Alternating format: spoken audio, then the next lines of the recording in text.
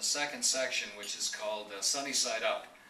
And it's a series of pieces that reflect the positive side of doing the work we do, traveling around the world. And you meet great characters.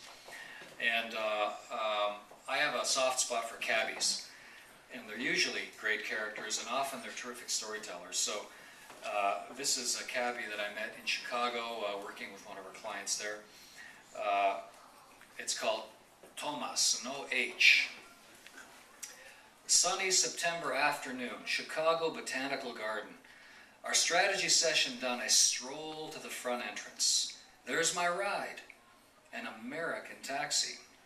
"How are you, sir?" grins the cabbie, getting out to open the side door of the white SUV. "This is a very posh place. Serious people. Deadlines, deals, distractions. I am not like that. No seriousness allowed in my cab. I mean it." He climbs into the driver's seat and looks at me in the rearview mirror. Nasal, somewhat whiny voice, an accent I can't place. Mix of Russian, Finnish, German, whiskers, dark glasses, and a bandana. A jovial rat. "Don't mind at all," I reply. "I'm flying home to Toronto. No hurry. We don't leave for 3 hours." "That's good," he exclaims. "We can take our time. We can relax." We exchange names. His is Tomas, no H. "Where are you from?" I ask. "Take a guess." I guess wrong, repeatedly. "Lithuania," he crows. "I bet you never heard of it." Well, I've never been there, I admit. Plenty of Baltic people in Toronto, though. How long you been in Chicago? 19 years. I left after the Berlin Wall came down. "So what's Lithuania like?" He snickers. "To tell the truth, it's boring. Nowadays, people want wow! They want Paris, Rome, London. Nobody wants to say, 'Hey, I went to Vilnius.'" Yeah. "You have a point," I laugh. "Well, but there must be something in Vilnius." "Well," he shrugs, "Vilnius has a few old buildings, a castle, and a park." Mad Lithuanian. A new species for me. I don't mind playing the straight man.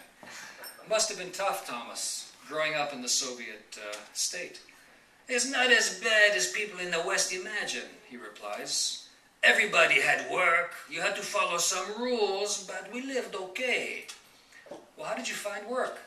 "Well, you just looked in the newspaper. There were always jobs because they hired 3 people to do the work of 1. So we had time to socialize.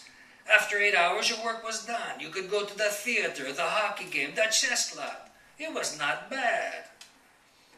Plenty of drinking, I imagine. He makes a face in the rear view mirror.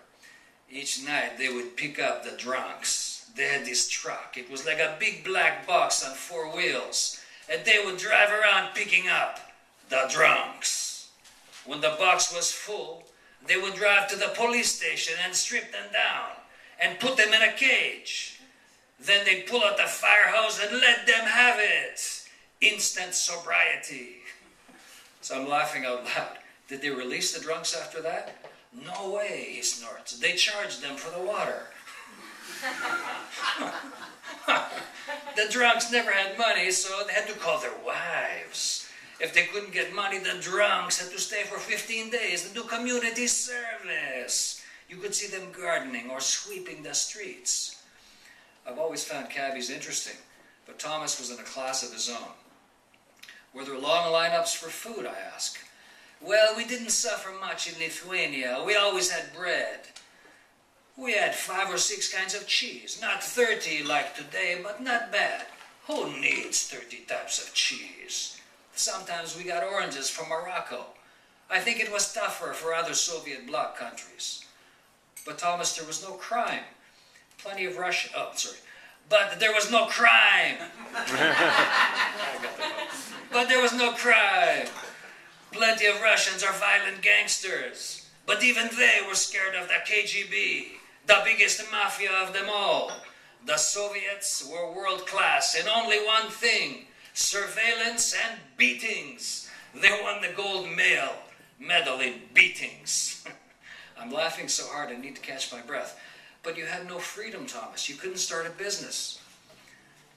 He makes another face. When the wall came down, people were dancing around. Freedom, we have freedom.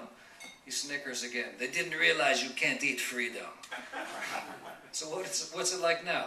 Some people, they were smart and adapted. They are doing just great.